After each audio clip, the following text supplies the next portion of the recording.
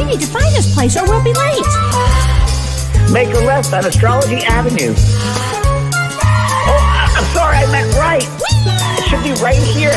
444 through. Wait. Oh, turn.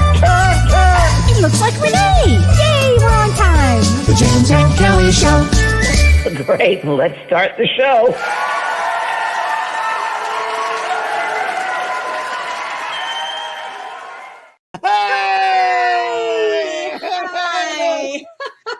Hi, James. Hi, Kellee. Welcome home. Thank you, honey. Are you tired? I'm not tired. No, but I slept in today. I did sleep in. Because Kellee went to New York for the weekend. Did you go? First, I missed your party because you had a party. I had a party with all. How was your party? It was fabulous. About a small party, but 8 to 10 people. All artists, believe it or not. So the different and one.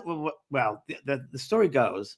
There's a friend of mine who was a server. You know Julie at the restaurant. Yeah, sure do. And Julie's been working there 26 years, and we became good friends. She's going to take care of Pearl while I'm on the cruise. Perfect. And she lives in this folks' place like 2 blocks from me, and they have a big yard, nice yard, and it's very much like mine, like the gardens. Yeah. They have different gardens and outdoor kitchen they have. And I went and visited, and they're just great people, Don and Steve. So I wanted them to see my garden, and that's how it works. And Julie's has a trailer on their place. And she built the deck around the trailer, and it's a whole situation. And you told me it was really creative. They're all creative, very, very creative. And Donna does love hearts. Like there's rocks that are shaped. She'll put love on it or peace, and they're big here in San Diego. Yeah. And I had them, and she said, "Oh, I make those are mine." I was like, "What?" So she created those. And then we have friends of theirs, Linda and her husband Michael, who are in their mid-70s, and you would not know it. You think they're in their 50s.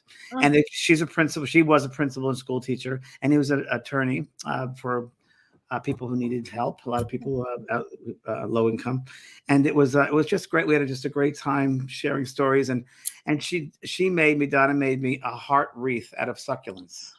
Oh, how beautiful. Yeah, so it's just really, really nice. Oh, my God. Yes, we had a good time. And my friend of mine who has a restaurant here came and she said, "I'll cater it for you." I was like, "Really?" So she gave some great lasagna and some chicken cutlets and my salads. Favorite. Oh, my gosh. And Ron and George were there, you said. And Ron and George were there for the cruise. Yes, very much so. And Dominic, you'll meet Dominic for the cruise. Oh, I can't wait. I'm sorry I missed it. It was fun. It was really fun. And it was a great time. So we're going to have a party midsummer in there, probably midsummer, because we're all the summer birthdays. So, maybe you'll come out for that. I will I'll definitely come out to that one because I'm sorry I missed it. No, Janelle Campbell is going to be on a cruise. No, I didn't know that. Yay, Janelle from Australia. So I'm so happy to know that. Stay here early. We'll stay here at the house. Yeah, that's what I thought. Yeah, I'm going to come in a few days early. I'll stay with you. Yeah, absolutely. Yeah, perfect. Don't you love everybody how we make our plans while we're talking? This is our normal conversation, just for the record. Oh my gosh. Happy President's Day. Thank you. And guess what? Kellee just told me something. It's also, Kellee. Today is National Love Your Pet Day. Today is National Love Your Pet Day. And it actually means that you focus on giving your pets extra attention and you pamper your pets because they hold a special place in our hearts. I can't give any more, Kellee. You can't. 3 dogs today. I've been in daycare. I can't do it. I know. You're probably wiped out. Oh, my God. I must have had at least, I'd say 40 different dogs today. And sometimes I just sit there and they all come over to me. And it's like the dog whisperer. I swear to you, I come in and I'll sit down. At one point, like 10 dogs all around me. Just sitting. Oh, you're the dog whisperer. I'm the dog whisperer. They needed extra love, especially today. Yeah. And they just lick my face. Like people are like, "Oh, this dog's licking your face." I'm like, yeah, bring it on. Well, I just came back from New York and I was so stunned, James, at all in the big city where they walk their dogs. Like everywhere they walk them and they clean them and they walk them and they clean them. In where you are, there's lots of parks and all that. But the cities is a lot of cement. It's a lot of cement. Yeah. That was kind of interesting. Lifestyle. I grew up in that. I grew up in the cement. I thought about you this weekend. Yeah, it was. Last time in New York, I was with you. Yes. The last time I was in New York, I was with you. And how was the Becco? How was that restaurant? Becco's changed a little bit. I wouldn't say it's my favorite anymore. No, but there's some. It was good, but it wasn't my favorite anymore. The Chelsea Market place. Chelsea Market was incredible. It was incredible. But you know, the reason I was going to New York was actually to see Neil Diamond's play. You got to It's tell called, me the story because I'll tell you the story, everybody. I went to go see the reason Neil why we're here. Diamond's. Well, the reason why we're here. One of the reasons why we're here. Kellee, Yeah, you're not here if it wasn't for this story. that's pretty true, actually, isn't it? Yeah. So how do I say this? Everybody knows, or people may not know, but my husband Don was with Neil Diamond for 35 years, and so when And- Neil retired of Parkinson's, we moved to the farm, and that's when James and I started basically doing this show. Yeah. But so I went to go see the play Beautiful Noise. Now it would have been something. It's a play based upon Neil Diamond's life. But yes, it's based on Neil's life as told through his music, as told to his therapist. And I'm allowed to see. Now I can say that I couldn't say this before, but it's actually written in the playbill, so I can actually say this now. But the therapist is actually based on my mother. The therapist, Neil, my mother was Neil's therapist. Yeah. And I can say that now because it's been written about. And so for me to see this play was phenomenal, because the first scene opens up and the curtains go up and you see two chairs, and you see Neil sitting in one chair and the therapist sitting in the other chair. And you can't imagine. I mean, I was just kind of frozen in emotion when I saw that. I just couldn't breathe, even, because for me it was like feeling my mom for about a year, like for a couple of hours, I should say. It was like feeling that. So it was a really amazing experience for me, and I'm really grateful that I got to have the experience. So there you go. So that was my weekend, and then I was with my family while I was there, so that was fun. But it was something, James. Powerhouse moment. Mother around you, I'm sure. I could feel my mother the whole time, the entire time. And yeah, so it was very wonderful. Yes, it was really glorious and wonderful and very special. So that's where I was. That's why I couldn't go to the party. So that's where I was. Thank you, everybody. If you get a chance to go to New York, see it. It's really great. And then you also spoke to Neil afterwards and told him. I did. I told him how incredible it was, and that that my mom loved it. I know. Mom loved it. I know she did. But you mentioned that, and what people think funny and interesting is that you didn't know this, that Neil and your mother wrote this before she passed. Yeah, before she passed, they were writing it. I didn't know that. Pretty amazing. Yeah, it was pretty amazing. Yeah. Be great. So, and how are the stars these days? Well, let's chat about that. So tonight is a very special day, actually. Tonight is a new moon in Aquarius. I'm talking Vedic astrology, and it's conjunct Saturn, which means it's next to Saturn at the same degree. And the traditional ruler of Aquarius, Saturn, was the traditional ruler of Aquarius. So it's kind of interesting that we've got a new moon in Aquarius and that Saturn is also in Aquarius. So what's interesting about this new moon, so with the new moon, it's always a time to plant your seeds for the future. So we set our goals, we set our intentions. But this new moon is really special. And if you are a healer or a psychic or a medium or anybody in that profession or a doctor or a nurse or anything that does anything to do with healing, this is a really special moon, new moon for you, because it's in Vedic astrology. We talk about the nakshatras, which are the lunar mansions, and it's in Shatabisha. And you might say, what in the world is Kellee saying, Shatabisha? But Shatabisha means 100 healers. And so tonight is a great night to set your intentions for the future. It's a great time to begin a health regime.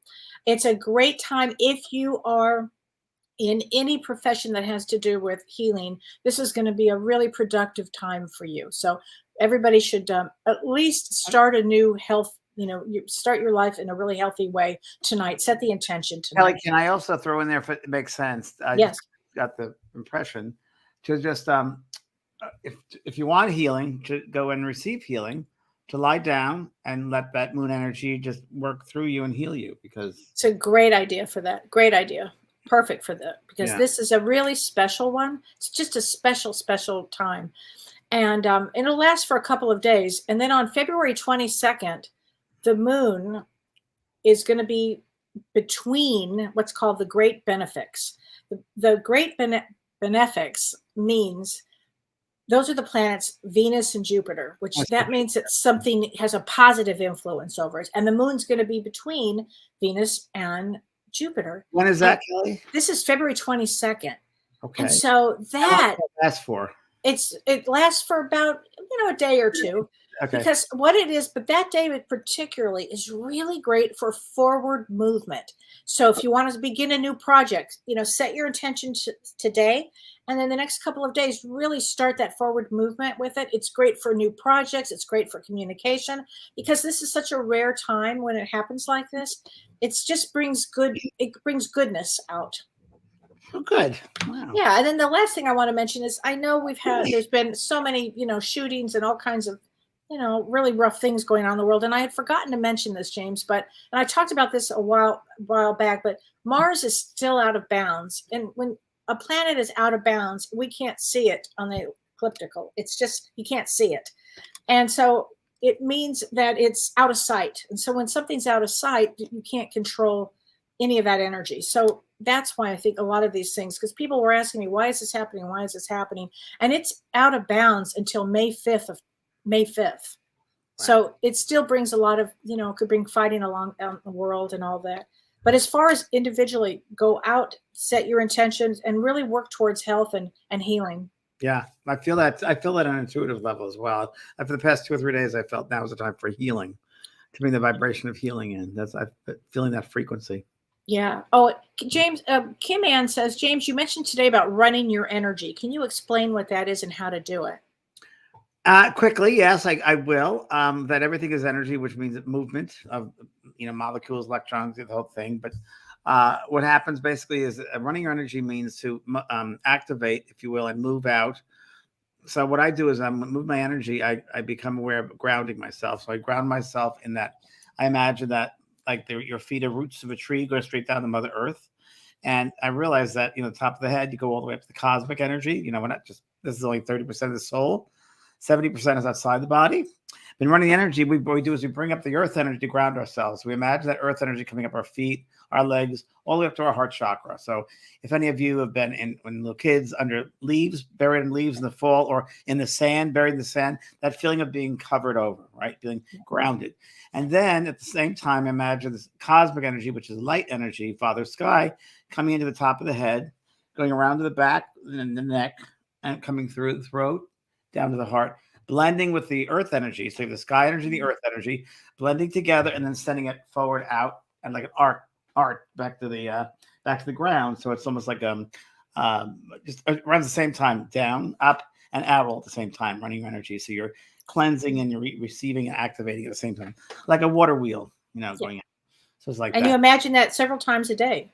At least, yeah. I mean, you get used to it. Like I do it like at least 10 to 15 times a day without even thinking about it. I'm doing it. I did an elevator, in a car, at shopping center. I mean, and it really, for me and for all my students who've used it frequently, it changes their whole energy field. It changes everything inside and outside, because you're bringing in new energy. You're letting go of the old and letting go. And really, it really is helpful.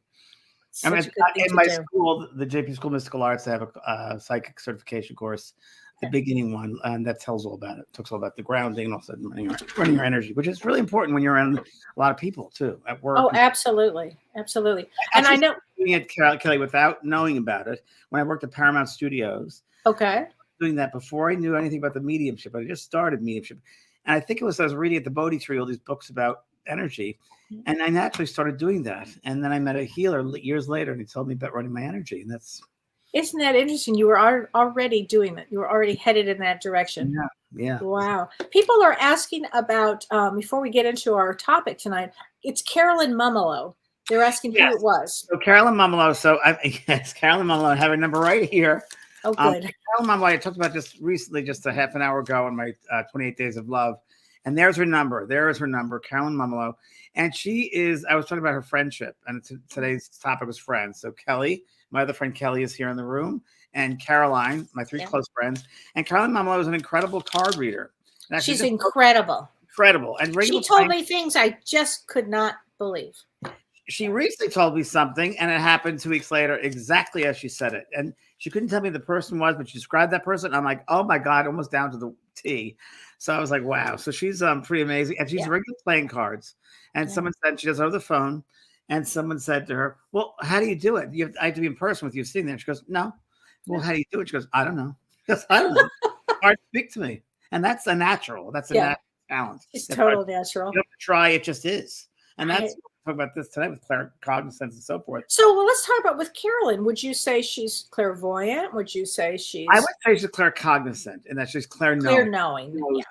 Now, she's also clairvoyant, so she'll get glimpses. She'll get pictures of things, and she'll see it, but not always clearly. She'll get an image, like she'll say me, there's a lady with brown hair, short brown hair, and really incredible green eyes, but she can't see the mouth. She couldn't see the mouth. And similar to sometimes we get that. Right. Oh, absolutely. It depends on, I guess, we'll talk about all the different clairs, but depending in real life, some of us don't either see things very well or we don't hear things very well. And that may not be our greatest clair. There's some senses and some people that are stronger than others. And in Caroline, she's definitely claircognizance. It's a clair-knowingness. Definitely. How do you know? How do you know this? How do you know? She goes, the cards are telling me that. The cards are telling me. The cards don't lie, she said. The cards don't lie. But what are the cards? The cards are telling me that. And she'll say good, bad, or indifferent, boy. She will. Oh, flat out. She's predicted stuff from my family. She's predicted stuff which are like, wow. She doesn't predict deaths, but she can predict sicknesses. She can predict business changes. She can predict moves. She can predict love life really well. She said to me, you're going to meet a guy. I said, oh, that's good. She goes, you're going to meet a man, but he's with somebody. He's with somebody, but he likes you, but you're going to meet him. 3 weeks later, I met this guy who's with somebody and he likes me. Down to like, wow. So, and we're friends, but it was like really interesting. She goes, but he does like you. You'll have a connection. And we do. We have a kind of soul connection, I guess you'd say. But so there we are. So she's very good. So if you want a good reading from, I'd say psychic reading, card reading, regular cards, that's Caroline Mamelo. And she's old fashioned in that. Sorry, I hope she's not watching. You have to send her a check. She doesn't have to do it. She does a check. She gets a check. She calls her back. And that's just the way she is. So don't give up. Keep trying. Very low price, and I think she's way low price. Way underpriced. But she won't take any more than that. So, and it's a natural from her family as she was a kid. Ran her family, her auntie. They used to call her, not a freak when his kid, but she used to call her his names that, she knew things. She's very witchy. Well. So Kellee, what are your strongest senses? Okay, so my strongest sense is clairaudient. And I'll tell you why. So clairaudient is clear hearing. So what happens to me is I'll hear something. I start hearing. I have a conversation with spirit. I start hearing. It's like I just hear it as if somebody's talking to me. Now, subjectively or objectively?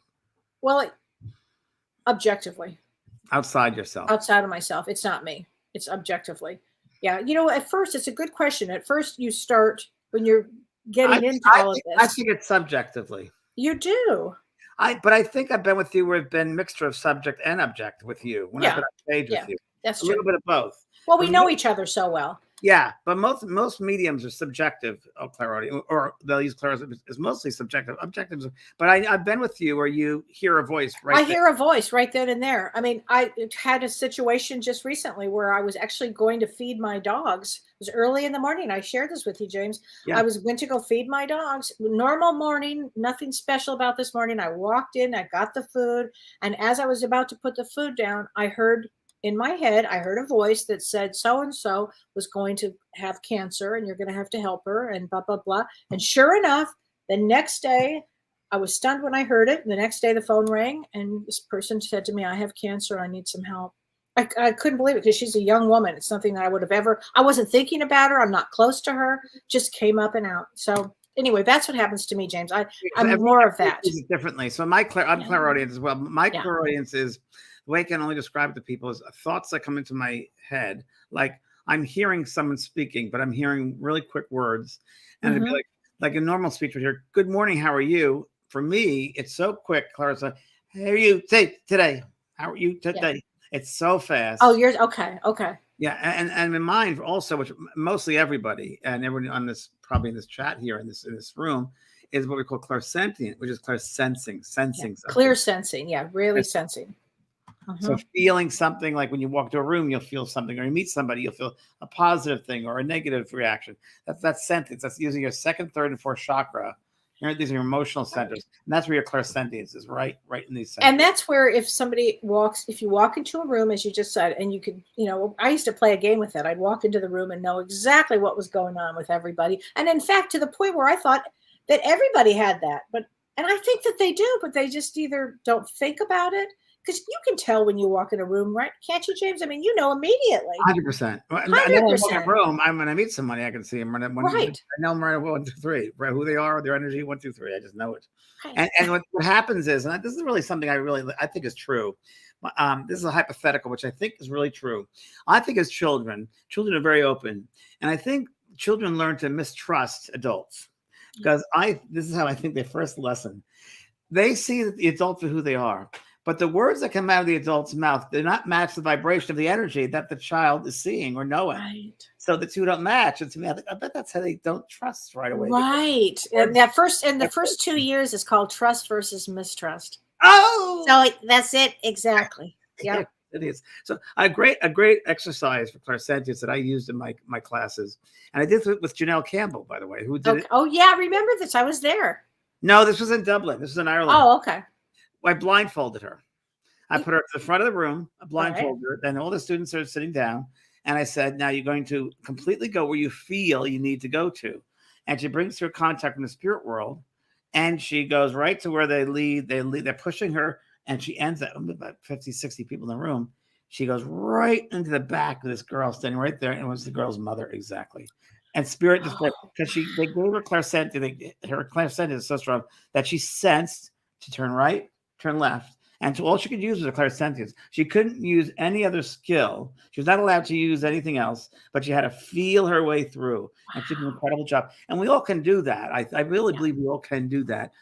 And I'm not talking about the mediumship necessarily, but psychic work, intuitive work, sensing. And your senses get heightened if you close one sense, another sense gets heightened. Right. That's what that exercise was about. And there's actually a skill that you can do, James. There's an exercise that you can do for what you just said. And you can ask like a friend or a family member to show you a picture of someone that they know, but you've never met them. Yes. And you really look at the picture and you start to feel by observing all the aspects, and you try to focus on maybe the person's eyes, or you tune into their energy.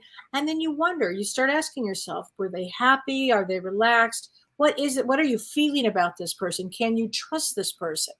Interesting. And it's a lot to do with the exercise psychometry exercise, where you hold an object of someone's, like a glass case, and you feel the emotional energy that's connected, not necessarily with the case, but where it has been, who's been its owner. And you might have to ask, who does this belong to? What do I feel emotionally from that person? Oh, did it go to several hands? You find, and it really does work. And you can hold it close to your solar plexus and get that sense. It really. Well, you did this on one of the cruises. Several of them, I think. All of them, I do. I do the psychometry on all of them. Yeah. And then we don't use it. And then we have people holding each other's hands and they pick up things. And, Yeah. So, most is all clairsentient. All of that is clairsentient. Kellee, what about you have clairvoyance as well? Oh, right? Yeah. Now, of course, I have clairvoyance, but I will tell you, it's not I think you and I are equal on, the clairs. But because I have a thing, James, where I have trouble looking at somebody to see what they really look like. Like I actually really just see a soul. It's hard for me to remember what somebody looks like. Right. So as a clairvoyant, I'll get a picture in my head, or I'll get a symbol in my head, or I won't be necessarily be able to describe it to a T. Every once in a while I can, but mostly I'll get just an image, something quick. What about you? Yeah, so clairvoyance for everybody is not only medium, it's psychic, of course, it's intuition. So it's another scale of intuition. So clairvoyance, I see quickly, and it's interesting because again, it depends on the intention behind it. So if I'm communicating with a spirit person or the spirit world, and they're giving me evidential information, I find that it's very easy for them, or for me to receive it if they show me in my head like an object or a room. For instance, and you've seen me do this, where I say, your mother's talking about the necklace that's upstairs in the bedroom. I don't know what the necklace is. Well, let me show you. And they bring to my mind a picture of the house or the apartment. I go up, you've seen me just go up the staircase, describing the carpet, describing the pictures on the wall, going to the second bedroom to the left, and they have yes, yes, and you go to the second drawer and you open, and sure enough, and they do that a lot. It's easier for me clairvoyance when I get pictures of things, of objects, I'd say, and things like, let's say, collected old cars or a postage stamps, whatever. I see those things quickly. They can give me that. If they want to show me themselves, I have a hard time. Like you, I have a hard time sometimes getting the picture of the person, not unless it's a characteristic that is really strong. That's it, exactly. Like a mustache, or or big hair, or you know, or. But what I do get better, Kellee, is my clairsentient thing kicks in. If the person was, and this is an interesting thing, because when the spirit comes through, for a medium, we're only talking mediumship, folks, or mediumistically.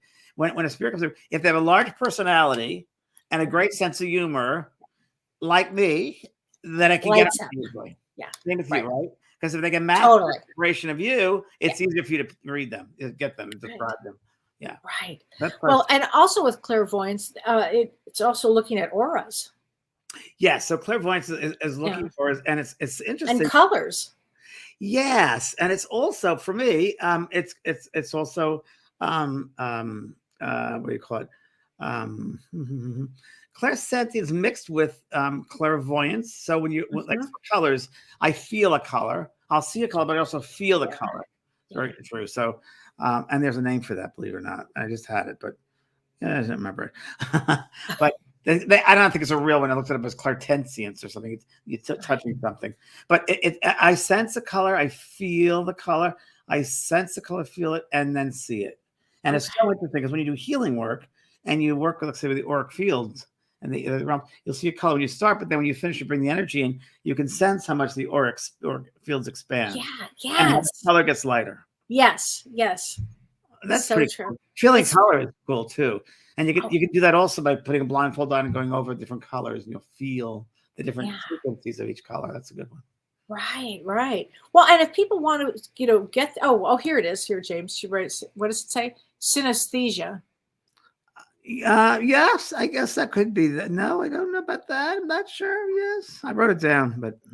Have you heard of, there's a couple of other ones. Have you heard of, which I thought was kind of fun, Clairaudience, which is clear smelling.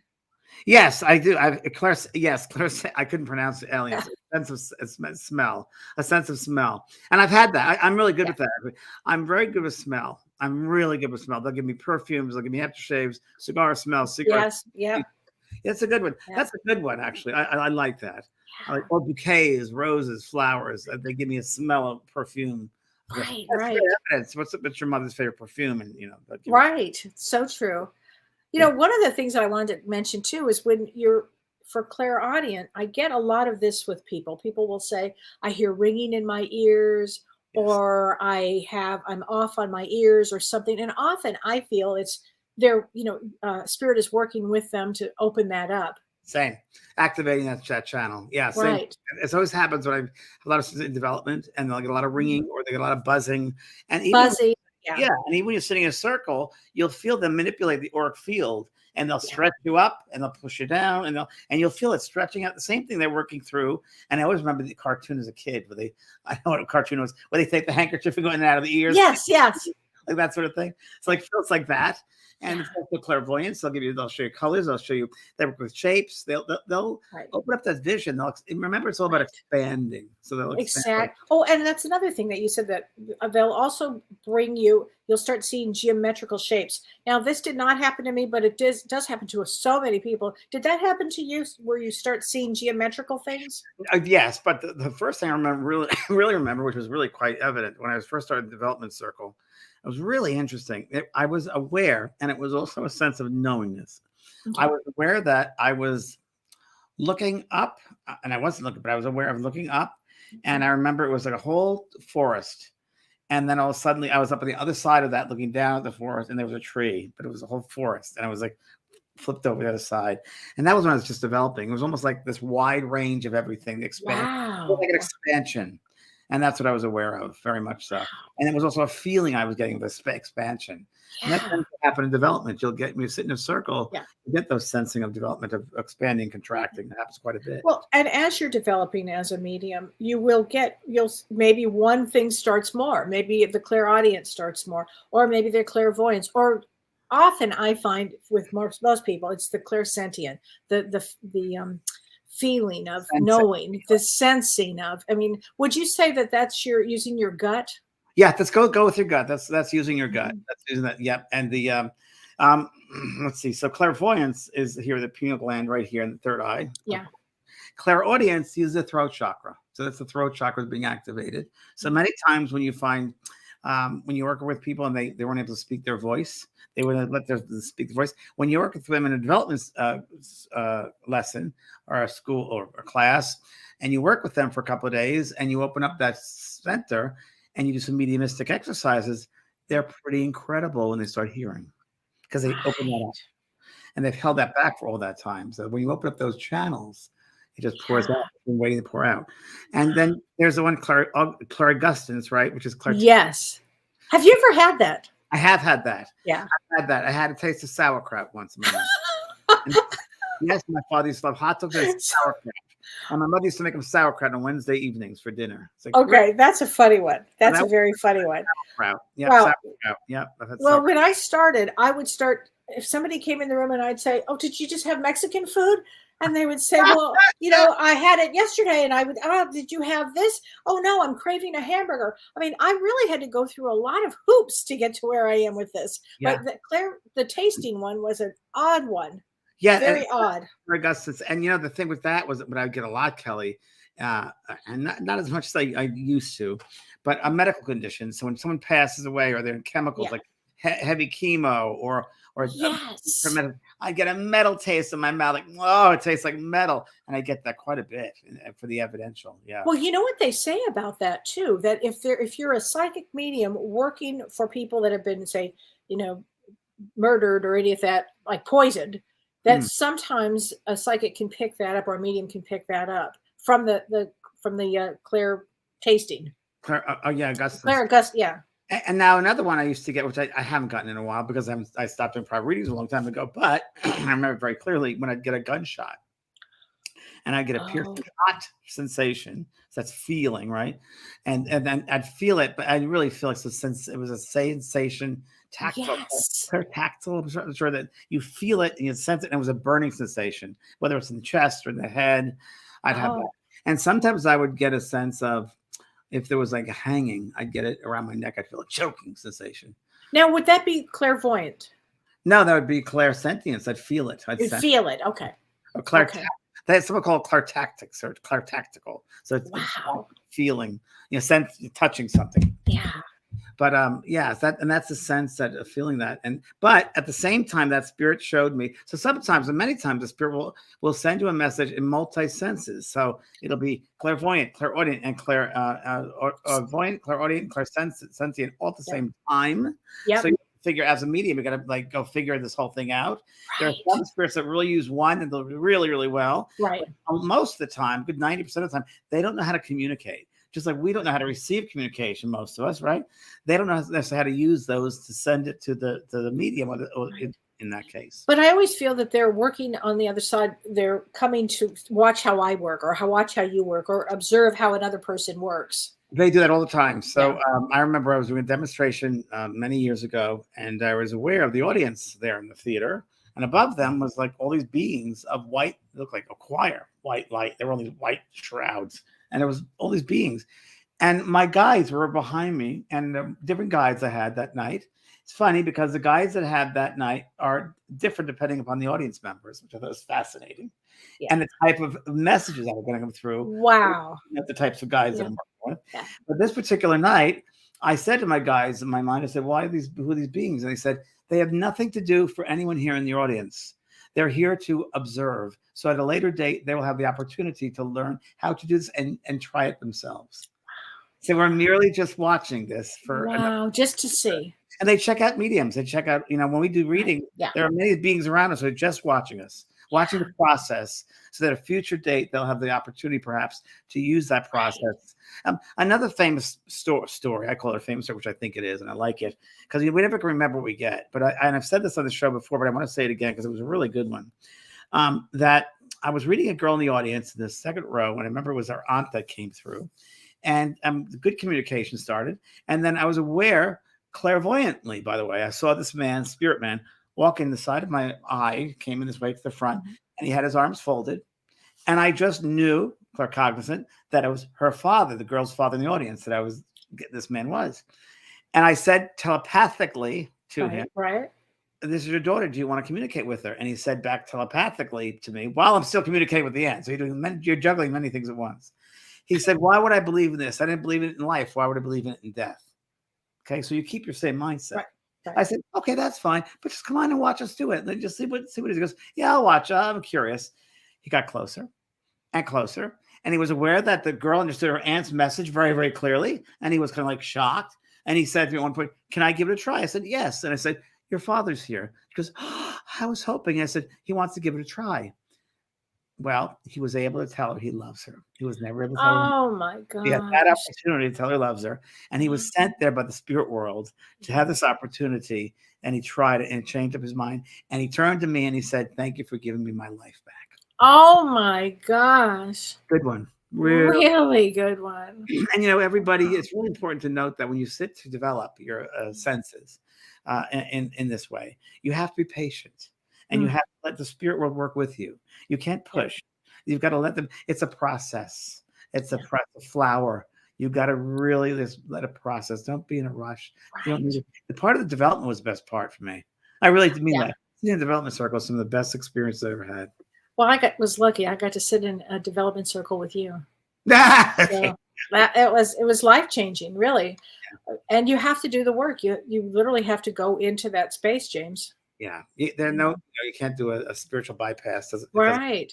Because the quality of your work. You can't do. Yeah, there's no such a thing. You cannot do a spiritual bypass, period. You'll screw everything up, Patricia Stanko says, when you see spirits, do they appear as though they were alive? Well, what do you think, Kellee? Well, most of the time. Yeah, most of the time. I mean, I don't. Yeah. So you got to remember a couple of things. I have fun stories. Sorry. No, I'm glad. That remember that the reason for mediumship is evidence of life after death. That's what it does. So what they will do is they will show themselves as you knew them. So if they came in very, very young, you can recognize them. Well, what's the point? The point is that they will show themselves. They will present a picture, and they create a picture. They materialize in their minds. Remember, it's mind-to-mind communication. That's really what it is. The brain dies a physical death, but the mind is a part of the soul. So in their mind, they are able to create a picture of themselves, and they'll send it to the mind of the medium. And when I open the mind of the medium they'll get that, and they'll give it to the participant. And they'll say, your mother had red hair, and she had beautiful green eyes, hazel eyes. Yes, just because they're just telling you the picture that they're seeing. Now, this is another really interesting one. So they will appear to you. Usually they will go back to the prime of their life, but in a communication setting, they'll come back as evidence. Okay. So this is an interesting one. I did a reading for Kim Kardashian years ago, before Kim was Kim. Before you had to sign the contract. Before I signed the contract. It was when I first started being on the Chelsea show, right? And she was an unknown pretty much, but she was friends with Chelsea. And I remember was sitting there on the couch, and it was in Marina Del Rey, and the makeup artist was next to me. And this girl, Kim, came in, and people had been there, but Kim then got up, and I didn't know who she was. And and I turned, and I've never said this, me. I said, "What a rear end. Oh my God. She has a gorgeous rear end." It was a natural, gorgeous, perfectly shaped rear end. And I said, the makeup artist, "That girl's it's a gay guy." I'm like, "Oh, great." She goes, "No." She goes, "That's Kim Kardashian." "Who's that?" "Oh, it's Kim Kardashian." So that was that. Then I did the reading, and her father, who worked on the O.J. Simpson trial. Right. Yeah, Robert. Yeah. Her father. Wow. And he showed me a gosh, it was I think it was a melanoma on his face. Oh. And she helped him. She either told him about it, helped him with it, and that was exactly right. And that's what he showed. So he showed me, the picture he showed me was that. Oh my gosh. So he showed you the picture. So Condition. clairvoyantly you saw the picture. Clairvoyantly, the condition that he showed me. So, and that happens all the time. If people Yeah. maybe of I don't know, certain operation, they might show you Right. the scars, the tattoos. They show us Yeah. sometimes the tattoos. They'll show us all evidential. You have your earrings. They'll show us the earrings. It all depends. It also depends on how the spirit wants to communicate. So Yeah. some spirits are more clairvoyants, are able to be more effective that way, or clairsentience, or Clairaudient. Yeah. If they're a big talker in life, they'll be a big talker in death. Right. They don't change, folks. They do not change. The biggest reaction I've received from the spirit world was before. The number one is, this is so natural. I can't believe I'm dead. This is so great, incredible. That's right. Number one. And the second is, am I really dead? It feels so wonderful. Right. And then they'll say, the third thing is, I'm not dead. I'm not dead. I'm not your mother. My mother. I'm not dead. I was on a plane. It's such a fear of death. I was on a plane from New York to come to LA. It's true. Tell them the story. You called me. My mom had just died. There's no way that you could have known because you were on a plane. You were like at 30,000 feet, and I'm like in shock. My mom's dead. And then you called. And I couldn't even get the words out. And you said, I know Lou died. I know. She already wanted me to tell you she's not dead. And she was like, boy, she's strong. I'm not dead. Tell her I'm not dead. I think she was so happy to get there and then realize that she wasn't going to die. And we make such a big thing of death, and there's no reason. Right? No reason to. And So it's a pretty. People are pretty shocked when they pass out of the body, and they're like, "Wow, I'm alive." Being dead is living in a physical body. That's kind of death. Right. Down here, because this isn't our natural vibration. Right. We're in this meat suit, which isn't natural. I know. Meat suit. It's so true. So Sue Wells says, I can read people through their eyes. I can feel their pain. It's like I get into a trance and I don't understand why I can do these things. I think that if you're sensitive, you can. What sense? It's a clairsentient. Clairsentient, yeah. You don't have to look in their eyes. You can just feel the energy of them. Right. And Joan Walker says you feel the energy, exactly what you just said, and you could read their body language and expression. It's very true. You can feel the energy. I can walk in a room. I don't care what is going on. I will know exactly what's going on. I'll tell you, at the play, I could feel the energy in the audience. And even though I was having my own experience, I could still go to each person and figure out and tell them what was going on in their life. That there's something so deep about being able to do that. And then you, of course, got to boundaries. Then you have to have boundaries. Protecting yourself and be aware you can't jump into people's spaces. You could be observant of them, but you can't say something to them. And that many people are just starting to have that mistake. Yes. You protect people's boundaries. I mean, you might be very, very able to see and feel and everything, but you got to be very careful. So you would be really careful with it. So Sarah Remke says, Kellee, has your Instagram been hacked? Probably, because I don't communicate with anybody. So, yes, Sarah. So please, I'm sorry, honey. Sorry that happened. I've been in Facebook jail for 3 years. I think I'm back now. I'm back now, obviously, but yeah, that's true. People try to hack you and use your name and become you. I've had more people saying they're me than even in my school. They opened up a new school with my mystical school. I'm like, what? Oh, I saw that. I think they tried to friend me on that. It's amazing. It's just amazing if people try. Yes, I guess. Right. Okay, so let's say Karen Sweeney. James, you communicate with ones that have crossed over. How about earthbound spirits? I speak to people every day here in the physical. We're the earthbound ones. We're the ones that are still bound on earth. I don't believe in earthbound spirits per se. I think that, and then my mind has changed over the years because, like, even suicide changed. Everything's changing because I'm learning and evolving. But Gordon Smith is a great medium from Scotland, and we did a show together. And he said, "We're the only ones that are earthbound. They're the ones that are home. We're the ones that are still on Earth." He goes, "You think someone wants to hang around this place after they leave the body? Why the hell would they want to?" Which I believe. I think we all, and I think the spirit will come to get us. I don't think we're here alone. They wait for it. They wait for us. They look forward to our reunion again.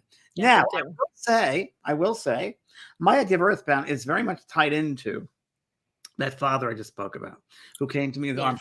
I didn't believe in this in life. Why would I believe in it now? He had a mindset that he didn't necessarily believe he could do this. So that I could say would be earthbound. But I think that humans use that phrase too often, and too much goes into that. So I think the mindset can be affected, but I really do believe that those in the spirit world, there's so much love. Oh yeah. It wouldn't let you suffer. So no, you're not going to be just wandering aimlessly through the sphere. Right. No. So here's a good question. This is from Bernadette Desir. She says, how do the clairs, the clairaudient, clairsentient, clairvoyant, impact those with mental health diagnosis? I have diagnosis. I was born open as a child. I find there's a lot of stigma when it comes to communicating with the spirit world. And on my birthday, I really started to experience more of the spirit world. So I can absolutely talk about this, because when I started seeing things, first of all, I've seen things since I was born. I mean, like you, James. I mean, I always saw things. I had a head injury. I tried to pretend it didn't exist, and then I had a head injury that I couldn't pretend anymore. It just existed. So when I was going through all of this, there was a time I saw so much. If you walked into a room, I would see your dead mother, your dead father, your spirit guide, angels, anybody around, because I didn't know how to control any of it. No filter. There was nothing. There was no filter. I mean, I was on the other side and here at the same time. And it was most people would have thought perhaps I was schizophrenic. And I wasn't sure if I was not schizophrenic. So fortunately, going back to my mom again, that's when I said to my mom, I might be schizophrenic, or I think I'm schizophrenic. And she said, oh no, Kellee, you're just having a anxiety attack. You're having a panic attack or something. But the truth is I wasn't sure, but she knew I wasn't schizophrenic. So I had to really go back and develop it and develop it and develop it and get so strong with it within yourself too. Within myself. I had to go really strong within myself, because you taught me that. Really, James, it was you. I mean, I had to go in. I did some deep work to get there with all of it. And went back to school to get my degree, my master's in psychology, because I wanted to make sure that I can help people that have had that kind of opening where you're seeing things and you're not schizophrenic. You are literally seeing things now as clairvoyant. And it's a big deal. So, Bernadette, God bless you. Just keep, delving into it with yourself. I just want to dovetail on that, Kellee, because it's really, really important that with a lot of people, I read some comments here that people feel, I'm just so open and people's energy attack me all the time. And I'm just so much energy of people's, I can't be I'm too sensitive, feel things all the time. That is your clue. That is your clue to go into your own self and build your own self up, to have a relationship with yourself. The stronger you are yourself, the stronger you know yourself, the stronger that won't attack you or attach. That is a cue, everybody who feel like that, to know yourself stronger, get yourself stronger. Empowerment, self-empowerment. There's your cue. You need more sense of self. Your strength of self needs to come out, because no one's there to attack you or hurt you. But I would say that's a sign to love yourself even more. And let that beacon of light. So there's nothing fearful or attack. You have that empathetic soul, but you have to now be responsible with that by using your own power to come out. So whenever I hear that people say, oh, that energy is too much energy, you got to go within and you got to really build that up, that self-esteem. You have to build your own strength up. Have to. That's a really strong sign. I mean, it's part of the growing of this. Oh. None of us can just jump over here. It's all part of it. No, you just can't jump into it. You just cannot jump into it. It doesn't work that way. I don't care how gifted you might be, and you might be. You still have to go in and just take your time through every aspect of it. So Michaela Wally says, what about the in-between when some souls get stuck? I understand they learn to evolve, become that they're not alive anymore, but would that be considered earthbound? I don't know what stuck means. I don't either. I don't think that there isn't that. That's very much the human creates those movies and television shows about fear. I know, because I did Ghost with Burnett producers that wanted to write about fear, and to make sure love was at the end of it, because it's all getting stuck. So I would say again, mindset. I think it's a mindset, but I don't think anyone gets stuck or you're wandering aimlessly in the spirit, in the realm after this world. I will say one thing to you, though, in that respect, that there are souls, and I just recently dealt with this, I dealt with it quite a bit, that don't realize they passed out of the body because it's been just so natural. And they're like, am I really dead? Yes, you're really dead. I've had that happen many times where they're so confused that nothing happened. They expect the big thing to happen and the pain, and nothing that happens. And they don't know they feel so alive. So, well, you've passed out of the body. How can I feel just fine? You passed out of the body. It's that way. It's that way, folks. Oh my gosh. Okay, Yanti. Okay, Wait, Pat Lang says, so all these shows about contacting ghosts in places that are supposedly haunted, are they spirits visiting places they had a connection to when they were in this dimension, and it's not a haunting? So, James? Well, I think that there's an emotional scar. Let's say it that way. Yeah. That there's emotional The trauma. energy there, the trauma. Yeah. It holds that trauma. Like yeah, absolutely. At battlefields. And many Yes. when I was there at Ford Theater, I felt it. There's an emotional scar. And just think about it, all those minds, all those people that think they have a group experience, that trauma, if you will, that they're experiencing. When I was at Loretta Lynn's mansion, and I'll tell you something. I've been to haunted houses, but nothing like that. That was unbelievable. And I was with my friend Jordy, and it was 1 o'clock in the morning, and Loretta Lynn was the best. She was just the best. And she said, "Oh no, they're up there. You'll see them, James. You just stay up. You'll see them." And she went to her other house next door, and I stayed with my friend Jordy. And at 1 o'clock, and we're waiting, nothing's happening.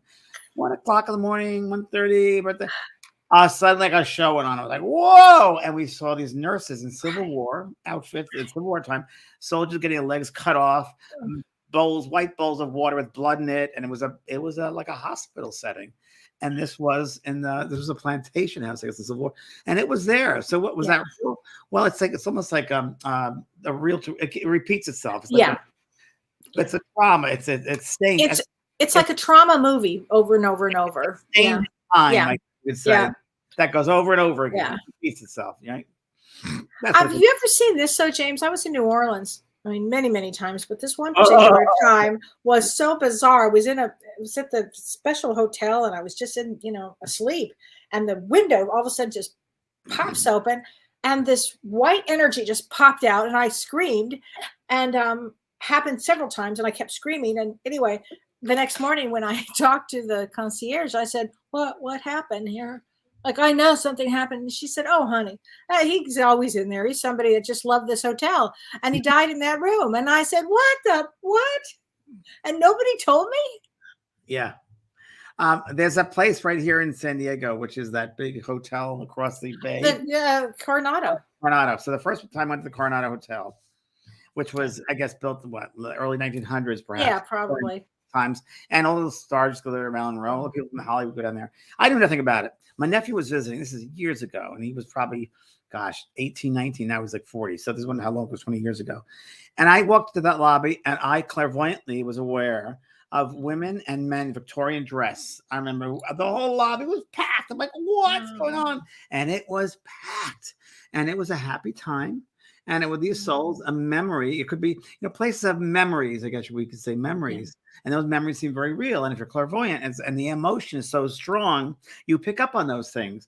When we did the show Ghost Whisper, we had a lady by the name of Marianne Winkowski, who's we call her earthbound, but ghost. She could tell you if someone is stuck, per se, let's say a mindset, and she'd just be aware emotionally what happened at that time. And she could tell you just by looking at the space if someone was there or there was a memory of a time there. That does happen. There are memories, if you will. But that was pretty. Talk about haunted.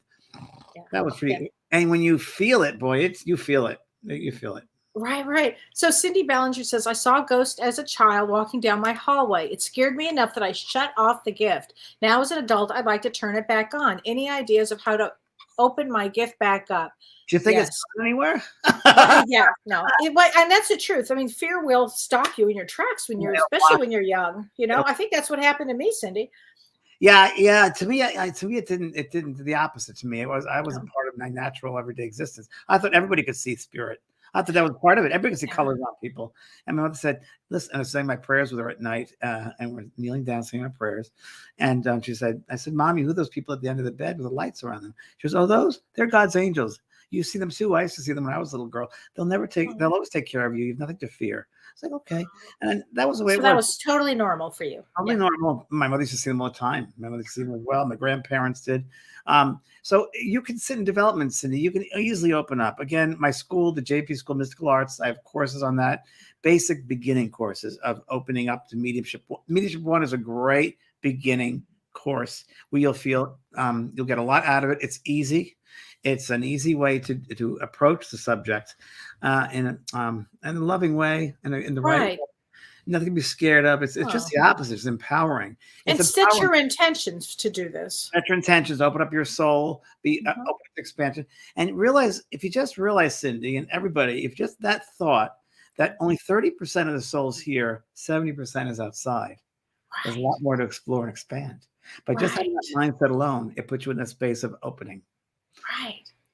So here's a good question. Yanti says, how about when we meditate, we can see images clearly? Now, is that called clairvoyance? What would that be? That'd be clairvoyance. So they're placing a space, they're placing a picture on the pituitary gland. They're able to do that because you're out of the way. In a meditative state, you're open. You're surrendering, if you will. So you're not crowding that space with your own thoughts, your own worries. So they're able to use that space. So that'd be clairvoyance. And a great one is when you're sitting in the stillness and you close your eyes and you're sitting still. And one of the exercises I do with people, and I'll be doing this a lot in the cruise, a lot of these, we get so tired of them, but it's true, as I have the spirit come next to you, behind you, and you become one with the spirit, and they share the body with you, and you feel an immersion of them coming to you. You stand back and they come forward. And it is such a great exercise. And it just, I've done that with you. It's unbelievable. It's unbelievable. Yeah. So I felt my father so clearly when we did that. Yeah, and you'll know you have their thoughts. So they place their thoughts in your head. Yeah. So you think like them. And I remember my mother came through, and I never knew in 40 years why she drank. And she came through in my mind, and she said, "I drank because I wasn't met emotionally by your father, so I had to, I just didn't." And I didn't know that. I took this exercise of the immersion exercise. Wow, That's amazing. Amazing. And when we open ourselves up to that expansion of knowing, the spirit will grow around helping us. And let's talk about the cruise. So we're going to be doing the cruise. We're doing the cruise August 19th or 18th to the 25th. And Kelly's going to we and I am. It's going to be so great, everybody. And the cabins are going fast because August is the most popular month of the year. Yeah. We have like 30 more spots open, and then that's it. Okay. So it's like 150 people. That's all I'm taking. Oh my gosh. But it's such a great experience for everybody, because not only do you get to meet people of like minds, we have such a good time and we learn so much. And James is such a great teacher. It's really terrific. Too. You have a relationship with yourself. It's like doing, my soul and I are going on this journey. Yeah. It's a journey for your soul, really. I mean, you go in these deep. It's so interesting because we go across water, deep levels, but then you go inside yourself. These deep levels of awareness and expansion. And this will be a different cruise than I've done before, because it'll all be me, and we'll bet the immersion of the spirit world with us. It's going to be great. It's going to be, I'm looking forward to it. And if anybody, we're on Saturday, surviving a narcissist and thriving from it. Dr. Shirley Pellizzari and I are going to be teaching all about narcissism, the traits, how to survive them, what to do with them. And we'll talk about the different types of narcissists, because there's a whole different types of personality disorders that kind of fall into that. So we'll be talking, and we'll be giving real life examples. I'll also be addressing it from a spiritual standpoint too. Oh, so, really? Yes, because people always want to know, like, I chose this father. Yes, let me tell you what you're learning from that father. You're learning boundaries. You're learning all kinds of things. And then a lot of take on mental illness too. Oh, absolutely. Sometimes they do. I mean, it's just another lens to show. And I'll be talking about why, the children that are caught between divorce. I mean, we're going to be talking a lot about this. So please join us. It's at 9 a.m. Pacific time on Saturday, February 25th. And if you're not able to be there live, if you purchase it, we will be sending it to you in a day or two. On my calendar, I got to admit it. I'm sorry, I have to admit it. I put on my calendar the seminar. Oh, it's going to be great. Room, so I just put nuts. Okay. Good. It's going to be super. Anyway, okay. So got that. What else? Yes, I have communicated with whales in Alaska. Actually, I have before another trip, but this is my 4th time to Alaska. And I communicated with dolphins too. And I did a cruise with dolphins. Dolphins in the water. We did a whole circle. I didn't think you were on that one, Kellee. I was not on that one. And we did a whole circle in the water. Oh, how fun. The dolphins, and we communicated, all of us with the dolphins in this circle. And the dolphins came up and went right in the middle, and they weren't trained dolphins. So it was pretty cool. We did that. Oh, how fun. Yeah. We'll see what it's like on that cruise. We might be able to do that. We'll see. Recently on a cruise in Dana Point, there was a whale that gave birth to a calf. I saw that. Isn't that amazing? So the spirit world, they're in charge. They'll take care of us. I know that. They sure will. It's going to be a great, great event. Let's Go, see. yes, hey, Margaret, you want to go dog sledding? Remember, you got to book up now. Remember, for the excursion, do it before you get on the ship. Yeah. Because by getting on a ship, and especially it's so popular, it won't be available. So do it now. Right. Before the trip. Do it now. That's so true. And I did that before. It was so fun. I got to do it this week. I got to do the excursions because Okay. we'll talk about it. Which We'll excursion? talk about it. I'm home all weekend. Well, thank you, James. Thanks Kellee. everybody. Thanks, everybody. Thanks for Take that. care. Bye, See everyone. you next week. You've been listening to Both Sides Now and Beyond, featuring spiritual medium and master teacher James Van Praagh and spiritual medium and psychotherapist Kellee White. That was great. Maybe we changed some lives. And maybe opened up some minds. Which way do I turn? Right. I mean left. The James and Kellee Show.